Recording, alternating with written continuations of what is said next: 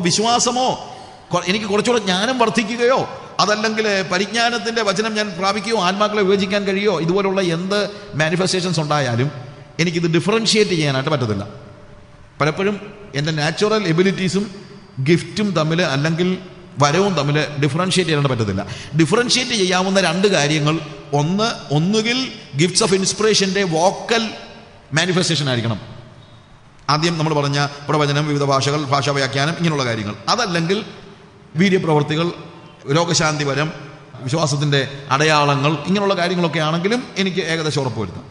അപ്പോൾ ഇതിനകത്ത് ഈ നമ്മൾ പറഞ്ഞ രോഗശാന്തിയോ, അല്ലെങ്കിൽ മരിച്ചവർ ഉയർക്കുകയോ, അതല്ലെങ്കിൽ ശക്തിയുടെ പ്രദർശനങ്ങളായ ഏതെങ്കിലും കൃപാവരം അപ്പോസ്തല പ്രവൃത്തി 2-ാം അധ്യായത്തിൽ പ്രകടിപ്പിക്കപ്പെട്ടുകൊണ്ട് ദൈവത്തിൻ്റെ ആത്മാവിൻ്റെ മാനിഫെസ്റ്റേഷൻ അവരുടെ ജീവിതത്തിൽ നടന്നിരുന്നെങ്കിൽ ഒരു പ്രോബ്ലം, ഇതിൽ മിക്കതും ഓൾഡ് ടെസ്റ്റമെന്റിൽ നടന്നിട്ടുള്ളതാണ്. അപ്പോൾ അപ്പോസ്തല പ്രവൃത്തി 2-ാം അധ്യായത്തിൽ കുറേ രോഗികൾ സൗഖ്യമായി കഴിഞ്ഞാൽ ഉടനെ തന്നെ പരിശുദ്ധാത്മാവ് വന്നു എന്ന് എവിഡൻ്റായിട്ട് മനസ്സിലാക്കാനായിട്ട് അവർക്ക് ബുദ്ധിമുട്ടുണ്ട്. കാര്യം അത് ഓൾഡ് ടെസ്റ്റമെന്റിലും പലപ്പോഴും നടന്നിട്ടുള്ളതാണ്. മരിച്ചവർ തന്നെ ഉയർത്തിട്ടുണ്ട്, അതുപോലെയുള്ള വീര്യപ്രവർത്തികൾ നടന്നിട്ടുണ്ട്, മിറക്കിൾസ് നടന്നിട്ടുണ്ട്. അപ്പോൾ ഈ മിറക്കിൾസോ മറ്റുള്ള കാര്യങ്ങളോ പരിശുദ്ധാത്മാവിൻ്റെ വരവിൻ്റെ ഒരു പ്രത്യക്ഷ അടയാളമായിട്ട് അപ്പോസ്തല പ്രവൃത്തികൾ അവർക്ക് കൊടുത്തായിരുന്നെങ്കിലും, ദൈവം അതാണ് കൊടുത്തിരുന്നതെങ്കിൽ അവർക്ക് ഉറപ്പുണ്ടാകാനായിട്ട് പലപ്പോഴും ബുദ്ധിമുട്ടുണ്ടായിരുന്നേക്കാം. സഹായത്തിൻ്റെ വരമോ, പരിപാലനത്തിൻ്റെ വരമോ, രോഗശാന്തിയുടെ വരമോ, പ്രവചനത്തിൻ്റെ വരമോ, അത്ഭുതത്തിൻ്റെ വരമോ, ഇതൊന്നും വാഗ്ദത്തത്തിൻ്റെ പരിശുദ്ധാത്മാവ് അവരുടെ ഉള്ളിലേക്ക് വന്നു എന്നുള്ളതിൻ്റെ എവിഡൻസ് ആയിട്ട് അപ്പോസ്തലന്മാർക്ക് അത് പ്രാപിക്കുവാൻ കഴിയുമായിരുന്നില്ല. പിന്നെ പണ്ട് കോമൺ അല്ലാതിരുന്നതും പുതിയതുമായ ഒരു കാര്യം എന്ന് പറയുന്നത് ഭാഷകളുമായി ബന്ധപ്പെട്ട കാര്യമാണ്. പഴയ നിയമത്തിൽ തന്നെ അന്യഭാഷ പറയുന്നതിനെ കുറിച്ച് കേൾക്കുന്നില്ല, ഭാഷകളുടെ വ്യാഖ്യാനമില്ല, വിവിധ ഭാഷകളില്ല. അപ്പോൾ ഇങ്ങനെ വോക്കൽ മാനിഫെസ്റ്റേഷൻസ് ആയിരുന്നു പഴയ നിയമത്തിൽ നിന്ന് വ്യത്യസ്തമായിട്ട് ഈ ആത്മവരങ്ങളിൽ നമ്മൾ കാണുന്ന അടുത്ത ഒരു സെഷൻ എന്ന് പറയുന്നത്. വിവിധ ഭാഷകൾ, ഭാഷകളുടെ വ്യാഖ്യാനം, ഇങ്ങനെയുള്ള കാര്യങ്ങൾ. അതിൻ്റെ ഒരു എൻട്രി പോയിൻ്റാണ് ശരിക്കും പറഞ്ഞു കഴിഞ്ഞാൽ അന്യഭാഷ എന്ന് പറയുന്നത്. അതായത് വോക്കൽ മാനിഫെസ്റ്റേഷൻസിൻ്റെ ഒരു എൻട്രി പോയിൻ്റാണ് അന്യഭാഷ. അതുകൊണ്ടായിരിക്കണം ദൈവം എന്ത് ചെയ്യുന്നത്, അപ്പോസ്തലന്മാർക്ക് പരിശുദ്ധാത്മാവിനെ പകർന്നു കൊടുക്കുമ്പോൾ അതിൻ്റെ അടയാളമായി, സൈൻ ആയി, അടയാളം എന്ന നിലയിൽ അന്യഭാഷ, അല്ലെങ്കിൽ ദൈവം കർത്താവ് അവർക്ക് ഉച്ചരിപ്പാൻ നൽകിയ അതുപോലെ അവർ അന്യഭാഷകളിൽ സംസാരിച്ചു തുടങ്ങിയെന്ന് പറയുന്ന ആ ഒരു കാര്യം. ഇത് തന്നെ വേണോ എന്ന് ഒരു പക്ഷേ, അതില്ലാതെ വേറെ വല്ലതും ആയിരുന്നു ഇത്ര വലിയ പ്രശ്നമെന്ന് ചോദിച്ചേക്കാം. ഞാനത് പറയുമ്പോഴൊക്കെ ഞാൻ വായിച്ച ഒരു കാര്യം ഞാൻ എപ്പോഴും ഓർക്കാറുണ്ട്. മറ്റൊരു അടയാളത്താൽ ആത്മസ്ഥാനം പ്രാപിക്കാമെന്ന് പലപ്പോഴും ആളുകൾ ചോദിക്കുമ്പോൾ ഏർണി ഗ്രൂവർ എന്ന് പറയുന്ന ഒരു പാസ്റ്റർ പ്രാർത്ഥിച്ചൊരു കാര്യം, അദ്ദേഹം അന്യഭാഷ അല്ലെങ്കിൽ അദ്ദേഹം പരിശുദ്ധാത്മ സ്ഥാനത്തിന് വേണ്ടി പ്രാപിച്ചപ്പോഴത്തേക്ക് അദ്ദേഹം പ്രാർത്ഥിക്കുകയാണ്, ദൈവമേ എനിക്കത് അപ്പോസ്തലന്മാർക്ക് നൽകിയതുപോലെ തരണം. അപ്പോസ്തലന്മാർക്ക് ലഭിച്ചത് എനിക്ക് ലഭിച്ചു എന്നറിയാനായിട്ട് എനിക്ക് അതാ ഏറ്റവും നല്ലതെന്ന്. When you are filling me with the Holy Spirit, fill me as you filled the apostles. നീ എന്നെ ആത്മാവിനാൽ നിറയ്ക്കുന്ന സമയത്ത് നീ അപ്പോസ്തലന്മാരെ എങ്ങനെ ആത്മാവിനാൽ നിറച്ചുവോ അതുപോലെ എന്നെ അങ്ങ് നിറച്ചാൽ മതി. എന്നാലേ എനിക്ക് അപ്പോസ്തലന്മാർക്ക് ലഭിച്ചത് എനിക്കും ലഭിച്ചു എന്നുള്ള ബോധ്യം എനിക്ക് ഉണ്ടാകത്തുള്ളൂ. അപ്പോൾ അതുകൊണ്ട് വേറെ ഏതെങ്കിലും വരങ്ങൾ ഇതിൻ്റെ മാനിഫെസ്റ്റേഷനായിട്ട് നമ്മൾ കണ്ട് അത് മതിയോ എന്ന് ചോദിച്ചാൽ എനിക്ക് പെട്ടെന്ന് അതിന് ഞാൻ ഒരു ഉത്തരം പറയാനായിട്ട് പരിശ്രമിക്കുന്നില്ല. പക്ഷേ ഏറ്റവും ബെസ്റ്റ് അപ്പോസ്തലന്മാർക്ക് ലഭിച്ചതുപോലെ നമുക്ക് ലഭിക്കുന്നതല്ലേ, എന്തിനാ പിന്നെ അത്രയും വിഷമിക്കുന്നത്? അപ്പോൾ അന്യഭാഷ എന്ന് പറയുമ്പോൾ ആദ്യമായിട്ട് ഇതൊരു അടയാളം എന്ന നിലയിലാണ് നമ്മൾ കാണുന്നത്. മാനിഫെസ്റ്റേഷൻസിൻ്റെ ഒരു പ്രഥമ പടിയായിട്ട് അന്യഭാഷയിൽ ഒരാൾ സംസാരിക്കുമ്പോൾ അവൻ്റെ ഉള്ളിൽ വന്ന പരിശുദ്ധാത്മാവിൻ്റെ ഒരു മാനിഫെസ്റ്റേഷൻ ആയതുകൊണ്ട് that is an evidence that he has received the holy spirit. അവൻ പരിശുദ്ധാത്മാവിനെ പ്രാപിച്ചു എന്നതിൻ്റെ ഒരു അടയാളം. എന്നാൽ അത് ഒരാസ്പെക്റ്റ് മാത്രമാണ്, ഒരാസ്പെക്റ്റ്.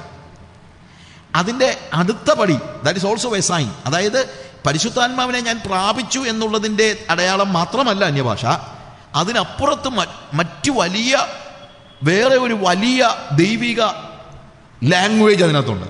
എന്താണെന്നറിയാമോ? ദൈവം when I speak in tongues, you know what God says to me. ഞാൻ പ്ലെയിനായിട്ട് പറഞ്ഞു കഴിഞ്ഞാൽ കർത്താവ് പറയാണ്, I have taken control of U.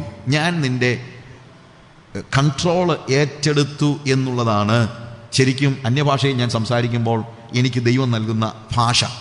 എൻ്റെ അണ്ടർസ്റ്റാൻഡിങ് ഞാൻ പറയുകയാണ്. ഞാൻ അന്യഭാഷയിൽ സംസാരിക്കുമ്പോൾ എന്താ സംഭവിക്കുന്നത് അറിയാമോ?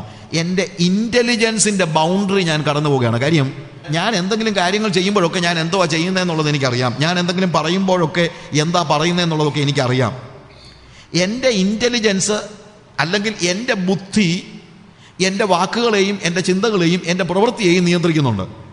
എൻ്റെ ബുദ്ധി ഈ അണ്ടർസ്റ്റാൻഡ്? ഞാൻ പറയുന്നത് മനസ്സിലാകുന്നുണ്ടല്ലോ? ഞാൻ സംസാരിക്കുമ്പോൾ, ഞാൻ ഇവിടെ നിന്ന് സംസാരിക്കുമ്പോൾ എൻ്റെ ബുദ്ധി അപരമൊന്നുമല്ല. കാര്യം ഞാൻ എന്താ പറയുന്നതെന്നുള്ള ബോധ്യം എനിക്ക് ഉണ്ട്. ഞാൻ എൻ്റെ മക്കളോട് സംസാരിക്കുമ്പോഴും ഭാര്യയോട് സംസാരിക്കുമ്പോഴും നിങ്ങളോട് സംസാരിക്കുമ്പോഴും എല്ലാം എൻ്റെ ബുദ്ധി അപരമാകുന്നില്ല. എൻ്റെ മനസ്സ് അല്ലെങ്കിൽ ഇൻ്റലിജൻസ് എൻ്റെ വാക്കുകളെ കൺട്രോൾ ചെയ്യുന്നുണ്ട്, എൻ്റെ പ്രവൃത്തികളെ കൺട്രോൾ ചെയ്യുന്നുണ്ട്, എൻ്റെ ഇടപെടലുകളെ കൺട്രോൾ ചെയ്യുന്നുണ്ട് എൻ്റെ ബുദ്ധി അല്ലെങ്കിൽ എൻ്റെ ഇൻ്റലിജൻസ്.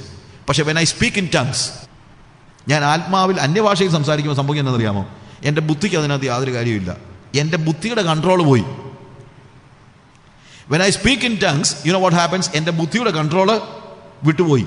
അപ്പോൾ എൻ്റെ ബുദ്ധിയുടെ കൺട്രോൾ, അതുകൊണ്ടാണ് ആത്മാവിൽ സംസാരിക്കുന്നവൻ എന്താണ്, അവൻ്റെ ബുദ്ധി എന്തായിരിക്കുന്നു? അഫലമായിരിക്കുന്നു എന്ന് പൗൾ കൃത്യമായിട്ട് പറയുന്നത്. ബുദ്ധി അഫലമായിരിക്കുകയാണ്. അതായത് ഞാൻ കൺട്രോൾ ചെയ്തിരുന്ന, ഒരു പരിധി വരെ പറഞ്ഞു കഴിഞ്ഞാൽ എനിക്ക് ഏറ്റവും കൂടുതൽ കൺട്രോൾ ചെയ്യാൻ പറ്റുന്നത് എൻ്റെ വേർഡ്സാണ്. വേർഡ്സ് കൺട്രോൾ ചെയ്യാൻ വയ്യാത്ത ഒത്തിരി പേരുണ്ടെന്ന് എനിക്കറിയാം. എന്നാലും ഞാൻ പറയട്ടെ, നമ്മുടെ ബോഡിയുടെ മറ്റേത് ഫംഗ്ഷനേക്കാളും നമുക്ക് കൂടുതൽ കൺട്രോൾ ചെയ്യാൻ പറ്റുന്നത് നമ്മുടെ വേർഡ്സാണ്. എന്ത് മണക്കണമെന്നൊന്നും നമുക്ക് പലപ്പോഴും എന്ത് ചെയ്യാൻ പറ്റത്തില്ല, നമുക്ക് കൺട്രോൾ ചെയ്യാൻ പറ്റത്തില്ല. ബിക്കോസ് നമ്മൾ പുറത്തുനിന്ന് ഇങ്ങോട്ട് വരുന്ന കാര്യമാണ് എന്ത് സ്മെല്ല് ചെയ്യുന്നെന്നുള്ളത്. നമ്മൾ വഴി നടന്ന് പോകുമ്പോൾ നമ്മൾ കാണുന്ന കാഴ്ചകളെയും കണ്ട് കഴിഞ്ഞിട്ടൊക്കെ നമുക്ക് കൺട്രോൾ ചെയ്യാൻ പറ്റുള്ളൂ. കാണുന്നതിന് മുമ്പേ നമുക്ക് ചിലപ്പോൾ എന്ത് ചെയ്യാൻ പറ്റത്തില്ല, കൺട്രോൾ ചെയ്യാൻ പറ്റത്തില്ല. എന്ത് കേൾക്കുന്നു എന്നുള്ളത് എനിക്ക് ശരിക്കും പറഞ്ഞു കഴിഞ്ഞാൽ അത്രയ്ക്കും കൺട്രോൾ ചെയ്യാൻ പറ്റത്തില്ല. അപ്പോൾ എൻ്റെ കണ്ണുകളെയും എൻ്റെ ചെവികളെയും എൻ്റെ ഓട്ടോണമസ് ആയിട്ടുള്ള എൻ്റെ ഫങ്ഷൻസ്, എനിക്ക് വിയർക്കണോ വേണ്ട എന്നൊക്കെ എനിക്കിപ്പോൾ കൺട്രോൾ ചെയ്യാൻ പറ്റത്തില്ല. വിയർക്കാത്ത സാഹചര്യത്തിലേക്ക് എനിക്ക് മാറി നിൽക്കാവുന്നതേ ഉള്ളൂ. എൻ്റെ ബോഡിയുടെ മിക്ക ഫങ്ഷൻസും എനിക്ക് കൺട്രോൾ ചെയ്യാൻ ബുദ്ധിമുട്ടുണ്ട്.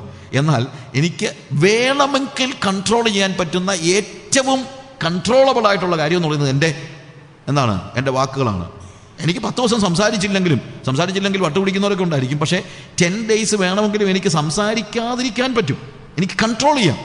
അല്ലെങ്കിൽ എന്ത് സംസാരിക്കണം എന്നുള്ളത് എനിക്ക് ആലോചിക്കാം. അപ്പോൾ ഒരു വ്യക്തിക്ക് അയാളുടെ ജീവിതത്തിൽ ഏറ്റവും കൂടുതൽ കൺട്രോൾ ഉള്ളത് അയാളുടെ വേർഡ്സാണ്. You understand? But when you speak in tongues, you are losing your control over your words. അവിടെ ആത്മാവ് അവർക്ക് ഉച്ചരിപ്പാൻ നൽകിയതുപോലെ എന്ന് വെച്ചാൽ എന്താ അതിൻ്റെ അർത്ഥം? ഇന്നലെ വരെ ഞാൻ എൻ്റെ നാവിനോട് പറഞ്ഞതുപോലെയാണ് എൻ്റെ നാവ് സംസാരിച്ചത്. പക്ഷേ when I speak in tongues എൻ്റെ കൺട്രോൾ പോയി. ഇപ്പോൾ ആരാണ് കൺട്രോൾ ഏറ്റെടുത്തിരിക്കുന്നത്? ആത്മാവ് കൺട്രോൾ ഏറ്റെടുത്തിരിക്കുകയാണ്. അതുകൊണ്ടാണ് ഞാൻ വാസ്തവത്തിൽ അന്യഭാഷ അടയാളത്തെ ഇത്ര അധികമായി ദൈവത്തെ സ്തുതിച്ചുകൊണ്ട് സ്വീകരിക്കുന്നത്. Because God says to me, see, നിന്റെ വാക്കുകളുടെ കൺട്രോൾ ഞാൻ ഏറ്റെടുത്തിരിക്കുകയാണ്. പരിശുദ്ധാത്മാവിനെ നമ്മൾ സ്വീകരിക്കുമ്പോൾ ആ നിമിഷം മുതൽ ഒരു കാര്യം നിങ്ങൾ മനസ്സിലാക്കണം, നിങ്ങളുടെ കൺട്രോൾ നിങ്ങൾ കർത്താവിന് ഭരമേൽപ്പിക്കുകയാണ്. നിങ്ങളുടെ കൺട്രോൾ അത് നടന്നില്ലെങ്കിൽ പരിശുദ്ധാത്മ സ്നാനം പ്രാപിച്ചിട്ട് കാര്യമൊന്നുമില്ല. അതിനാണ് ആത്മാവ് നിങ്ങളുടെ ഉള്ളിലേക്ക് വരുന്നത്. എന്തിനാണ് ആത്മാവ് നിങ്ങളുടെ ഉള്ളിലേക്ക് വരുന്നത്? നിങ്ങളെ കൺട്രോൾ ചെയ്യാനാണ്, നിങ്ങളെ നിയന്ത്രിക്കാനാണ്. അതുകൊണ്ട് ഇന്നലെ വരെ ഞാൻ അനുസരിച്ച് നടന്നതിനെ മാറ്റി ആത്മാവിനെ അനുസരിച്ച് നടക്കേണ്ടതിനാണ് ആത്മാവിനെ എൻ്റെ ഉള്ളിൽ അവന് ആക്കിയിരിക്കുന്നത്. അപ്പോൾ ആത്മാവ് എൻ്റെ കൺട്രോൾ ഏറ്റെടുത്തു എന്നുള്ള വലിയ ഒരു സദ്വർത്തമാനമാണ് ഞാൻ ആത്മാവിൽ നിറഞ്ഞ അന്യഭാഷകളിൽ സംസാരിക്കുമ്പോൾ ദൈവം എനിക്ക് തരുന്ന ഒരു വലിയ സൈൻ എന്ന് പറയുന്നത്. I thank God for that. എന്ന് തന്നെയല്ല കർത്താവ് പറയുക, തുടങ്ങിയിട്ടേ ഉള്ളടാ മോനെ, നിന്റെ വാക്കുകളെ ഞാനിപ്പോൾ കൺട്രോൾ ചെയ്തിരിക്കുകയാണ്. കുറച്ച് കഴിയുമ്പോൾ ഞാൻ എന്തൊക്കെ ചെയ്യുമെന്നറിയാമോ? കുറച്ചുകൂടെ കഴിയുമ്പോൾ നിന്റെ ബാക്കിയുള്ള ഓരോ കാര്യങ്ങളുടെയും കൺട്രോൾ ഞാൻ ഏറ്റെടുക്കാൻ പോവുകയാണ്. ഇപ്പോൾ നിന്റെ മനസ്സിൻ്റെ കൺട്രോൾ, കാര്യം ഇതുവരെ നിന്റെ മനസ്സായിരുന്നു നിന്റെ വാക്കുകളെ നിയന്ത്രിച്ചിരുന്നത്. പക്ഷേ ഇപ്പോൾ എന്താണ്, നിന്റെ ഇൻ്റലിജൻസ് ഞാൻ മാറ്റിക്കളഞ്ഞിട്ട് ഞാൻ അവിടെ എൻ്റെ ആത്മാവിനെ മാറ്റിക്കളഞ്ഞിട്ട് പറഞ്ഞാൽ എടുത്തു കളയുക എന്നുള്ളതല്ല, അതിനെ ഓവർ റൂൾ ചെയ്യാൻ എൻ്റെ ആത്മാവിനെ ഞാൻ ആക്കിയിരിക്കുകയാണ്. ഇപ്പോൾ നീ സംസാരിക്കുന്നത് ആത്മാവ് നിനക്ക് ഉച്ചരിപ്പാൻ നൽകിയ വാക്കാണ്. So you are controlled by the holy spirit. അതെനിക്ക് ഭയങ്കര ഒരു പുതിയ ലോകത്തിലേക്കുള്ള പ്രവേശനമാണ്. കർത്താവ് പറയാണ്, ഇത് ഒരു സൈനാണ്. ഇനി ഞാൻ നിന്റെ നാവിനെയും, ഇതൊരു തുടക്കം മാത്രം, ഇപ്പോൾ ഒരു തുടക്കം മാത്രമാണ്. ഇനിയിപ്പോൾ നാവിനെ മാത്രമല്ല, നിന്റെ കണ്ണുകളെ ഞാൻ കൺട്രോൾ ചെയ്യാൻ തുടങ്ങും, നിന്റെ കാതുകളെ ഞാൻ കൺട്രോൾ ചെയ്യാൻ തുടങ്ങും, നിന്റെ കൈകളെ ഞാൻ കൺട്രോൾ ചെയ്യാൻ തുടങ്ങും, നിന്റെ കാലുകളെ ഞാൻ കൺട്രോൾ ചെയ്യാൻ തുടങ്ങും, നിന്റെ ശരീരത്തിൻ്റെ ഓരോ അവയവങ്ങളെയും ഞാൻ നിന്റെ കൺട്രോൾ ചെയ്യാൻ തുടങ്ങും. കർത്താവിനോട് പറയുന്ന ലാംഗ്വേജാണ്. ഹല്ലേലൂയ. കർത്താവ് പറയുക, ഇപ്പോൾ ഞാൻ തുടങ്ങിയിട്ടേ ഉള്ളൂ. When I start speaking in tongues, that doesn't mean that God has taken control of everything. No, God started taking control of everything. When you start speaking in tongues, you know what happens? It is a sign that now it is not you but God who is in control of your body. നിങ്ങളുടെ ശരീരത്തിൻ്റെ അവയവങ്ങളുടെ control കർത്താവ് ഏറ്റെടുക്കുന്നു എന്നതിൻ്റെ വലിയ ഒരു ഉറപ്പാണ്. അതുകൊണ്ട് ഞാൻ തീർച്ചയായിട്ടും ആ കാര്യത്തെ ഓർത്ത് കർത്താവിനെ സ്തോത്രം ചെയ്യുന്നു. എൻ്റെ ജീവിതത്തിൽ കർത്താവ് ദൈവത്തിൻ്റെ പരിശുദ്ധാത്മാവ് എൻ്റെ വാക്കുകളെ മാത്രമല്ല, പിന്നീട് ഇപ്പോൾ നിൻ്റെ ബുദ്ധിയെയാണ് ഞാൻ എടുത്തിരിക്കുന്നത്, നിൻ്റെ ബുദ്ധിയെ, നിൻ്റെ ഇൻ്റലിജൻസിനെ. പക്ഷേ നിൻ്റെ ഇൻ്റലിജൻസ് മാത്രമല്ല, ഇനി നിൻ്റെ വികാരങ്ങളുടെ നിയന്ത്രണം ഞാൻ ഏറ്റെടുക്കാൻ പോകുകയാണ്. നിൻ്റെ ശരീരത്തിൻ്റെ അവയവങ്ങളുടെ, നിൻ്റെ കൈയുടെയും കാലിൻ്റെയും കണ്ണിൻ്റെയും കാതിൻ്റെയും എല്ലാം കൺട്രോൾ ഞാൻ ഏറ്റെടുക്കാൻ പോകുകയാണ്. And also I am going to take control of your faculties, human faculties, like your intelligence. Now your intelligence അവിടെ അവസാനിക്കുന്നില്ല. ഇനി നിന്റെ വികാരങ്ങൾ, നിന്റെ ഇമോഷൻസിന്റെ കൺട്രോൾ ഞാൻ ഏറ്റെടുക്കാൻ പോകുകയാണ്.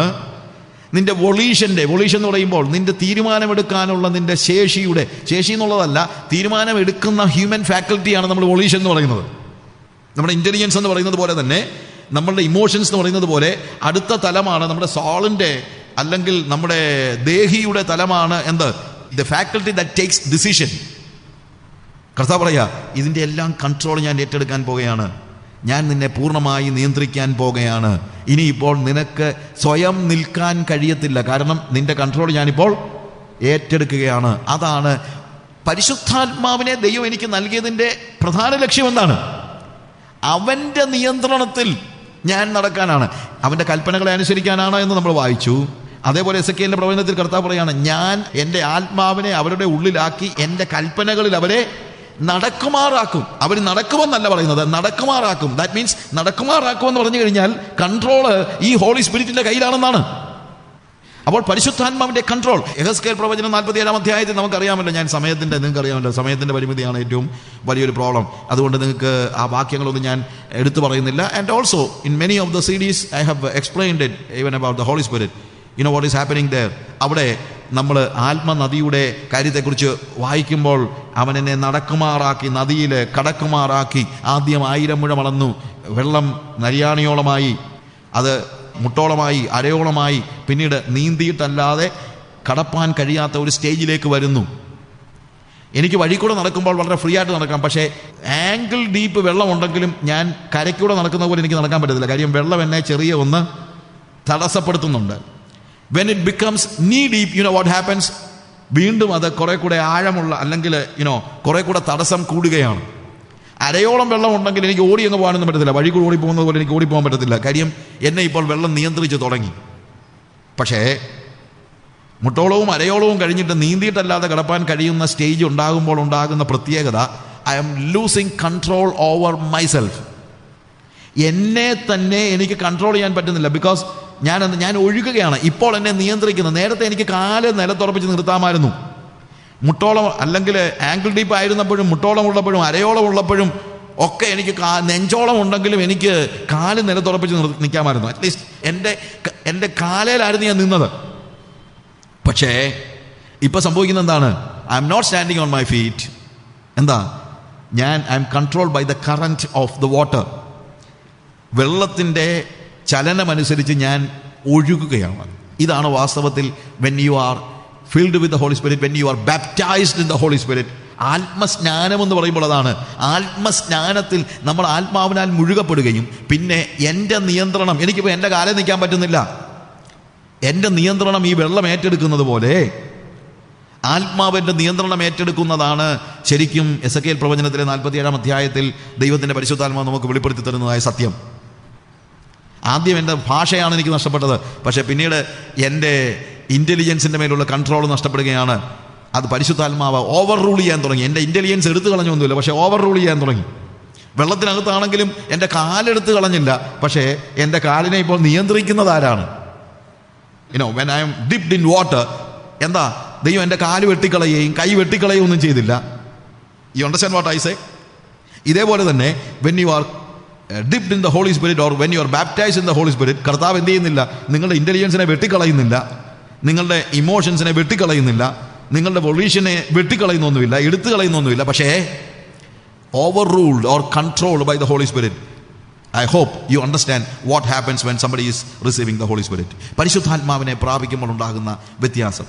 ഇപ്പം എനിക്കുണ്ടായ ഗുണം എന്നാന്ന് ചോദിച്ചു കഴിഞ്ഞാൽ, എനിക്ക് എൻ്റെ റെസ്പോൺസിബിലിറ്റി വാസ്തവത്തിൽ നേരത്തെ എനിക്ക് ഭയങ്കര പ്രോബ്ലം ആയിരുന്നു. കാര്യം ഓരോ ഡിസിഷൻ എടുക്കാനും ഞാൻ എന്തുമാത്രം വിഷമിക്കണമായിരുന്നു. എൻ്റെ ഇൻ്റലിജൻസ് മുഴുവൻ ഉപയോഗിക്കണം, ആളുകളോടെല്ലാം ചോദിക്കണം. അത് തന്നെയല്ല, എനിക്ക് പലപ്പോഴും എടുക്കുന്ന തീരുമാനങ്ങൾ അനുസരിച്ച് ജീവിക്കാനുള്ള ശക്തിയില്ല. എന്നാൽ ഇപ്പോഴ് എനിക്ക് എടുക്കുന്ന തീരുമാനം അനുസരിച്ച് ഞാൻ വിഷമിച്ച് പോകേണ്ട കാര്യമൊന്നുമില്ല. കാര്യം എന്നെ കൺട്രോൾ ചെയ്യുന്നത് ഈ ആത്മാവിൻ്റെ കറൻറ്റാണ്. അപ്പോൾ ഞാനങ്ങനെ നിന്നു കൊടുക്കുന്നേ ഉള്ളൂ, ഞാനങ്ങനെ ഒഴുകി നടക്കുകയാണ്. Because I'm totally controlled by the holy spirit. ഞാൻ ഈ പറയുന്നതൊക്കെ വെറുതെ വർത്തമാനം പറയുന്നൊന്നുമല്ല. I experience it. എക്സ്പീരിയൻസ് ചെയ്യാത്ത ഒരു കാര്യവും ഞാൻ പ്രസംഗിക്കാൻ ഇഷ്ടപ്പെടുന്നില്ല. പരിശുദ്ധാത്മാവേ, അഗ്നിയിറക്കണമേ, പരിശുദ്ധ സ്നേഹമേ, സ്നാനം ചെയ്യണമേ.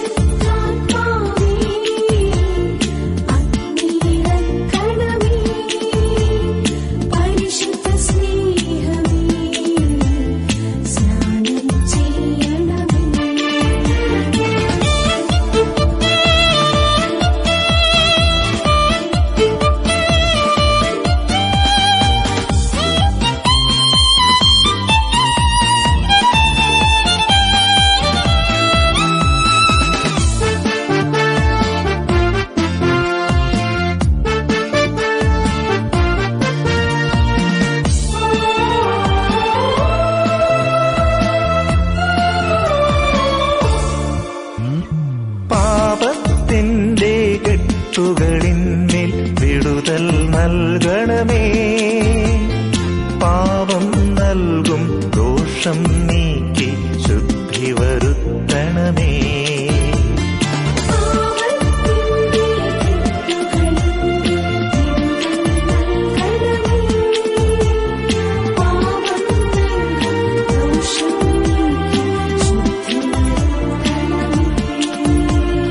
ലോകത്തിന്റെ വീഴ്ചയിൽ നിന്നും മോചനമേകണമേ, ലോകം നൽകും മോഹത്തിന്മേൽ ജ്ഞാനം നൽകണമേ.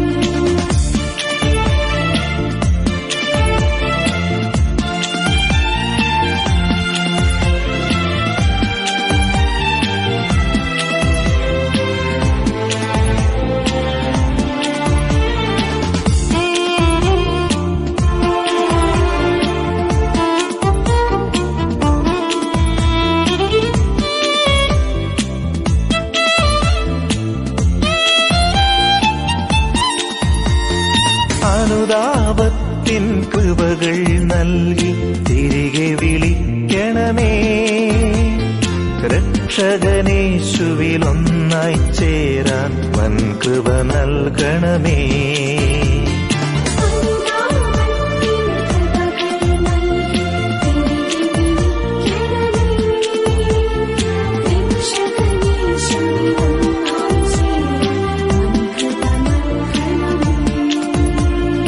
പരിശുദ്ധാത്മാവേ, അഗ്നിയിറക്കണമേ, പരിശുദ്ധ സ്നേഹമേ, സ്നാനം ചെയ്യണമേ.